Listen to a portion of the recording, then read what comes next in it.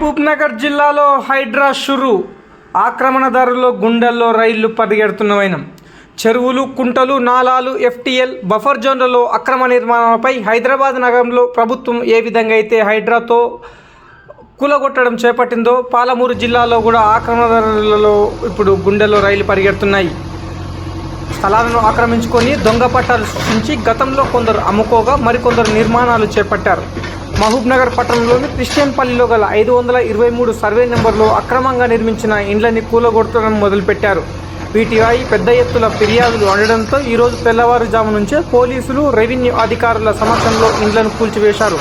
ఎలాంటి గొడవలు, అవాంఛనీయ సంఘటనలు జరగకుండా ముందు జాగ్రత్త చర్యగా పోలీసులను మోహరించారు.